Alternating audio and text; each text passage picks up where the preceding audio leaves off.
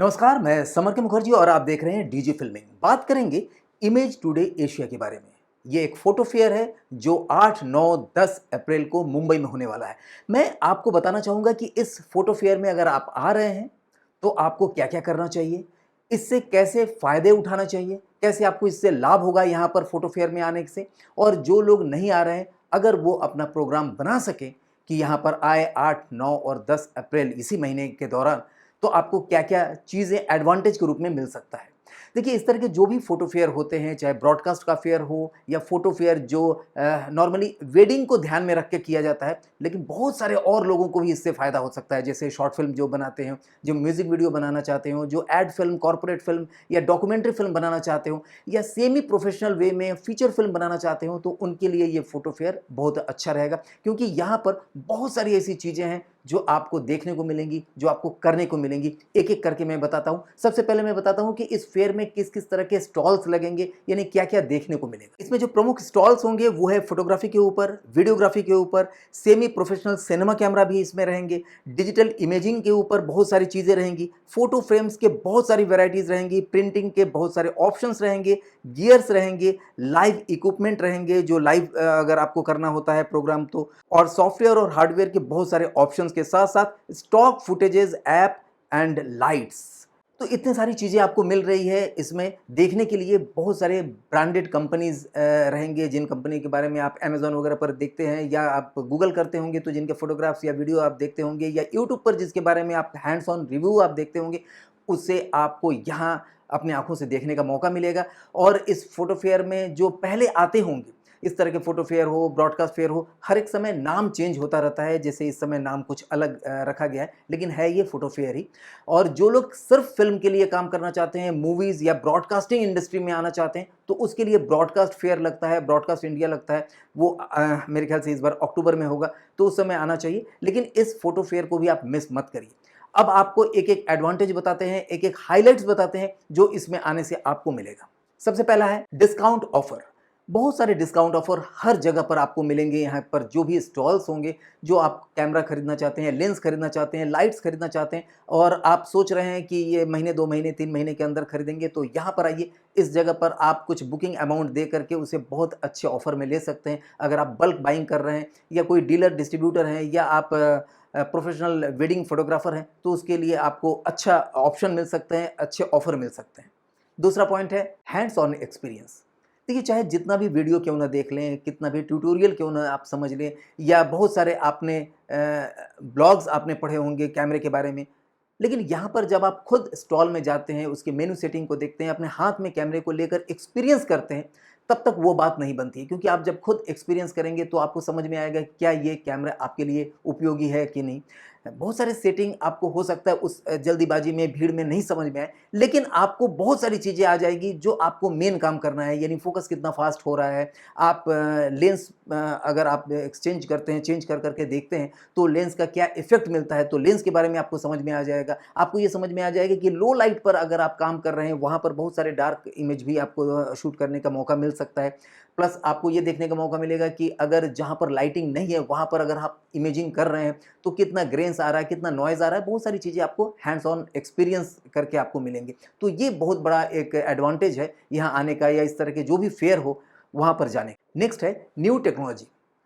आज हर महीने technology change हो रहा है। अगर आप 1 महीने पहले अपग्रेड हैं, तो समझ लीजिए कि नेक्स्ट मंथ आपको फिर अपग्रेडेशन की ज़रूरत पड़ेगी।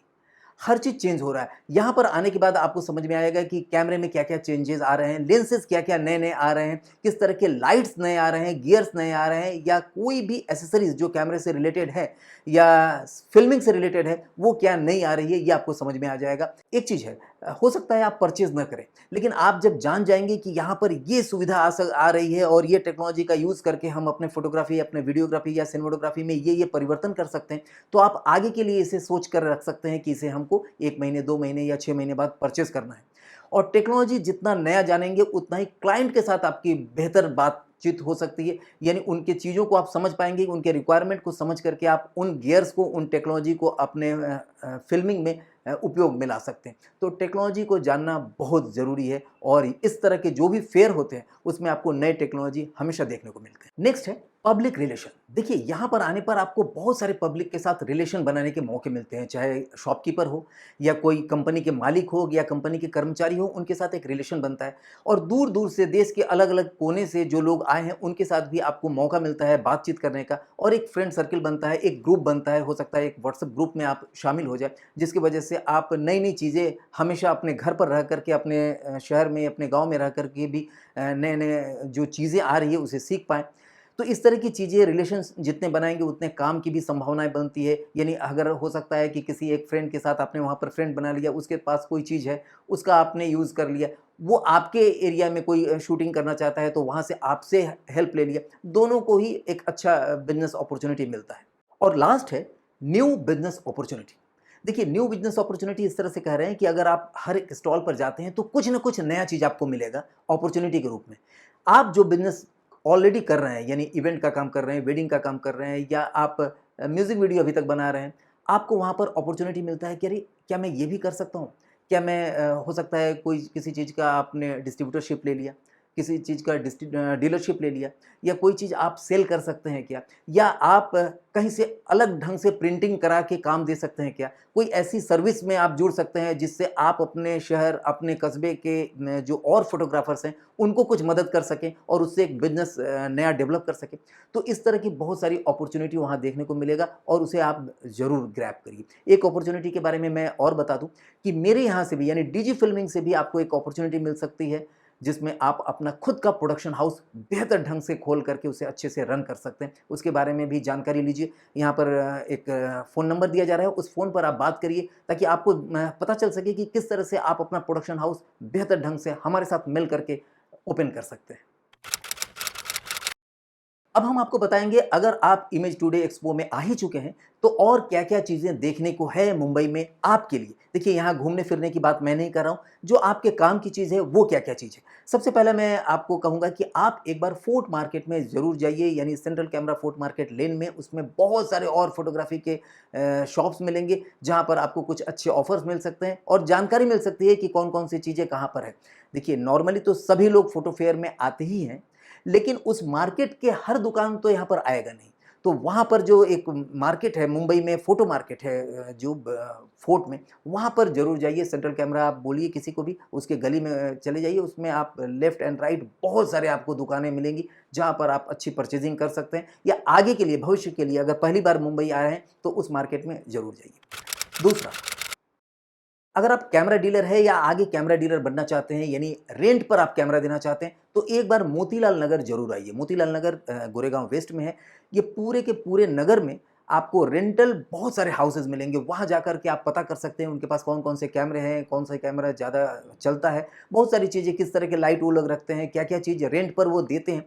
तो आप एक कस्टमर बन के आकर के बहुत सारी चीज़ें पूछताछ कर सकते हैं और अपने बिज़नेस को बढ़ा सकते हैं। और इवन देन अगर अगल-बगल के हैं, तो यहाँ से आप रेंट पर उठा सकते हैं, और दूर-दूर तक ये लोग रेंट पर अपने कैमरा, अपने इक्विपमेंट भेजते हैं, जो काफ़ी कॉस्टली होते हैं। हर कोई हर कैमरा तो खरीद नहीं सकता, तो यहाँ पर एक बढ़िया रेंटल मार्केट है, उस मार्केट को ज़रूर विज़िट करिए, ताकि आपको रेंट पर कोई चीज़ चाहिए तो वहाँ से आप मँगवा सकें।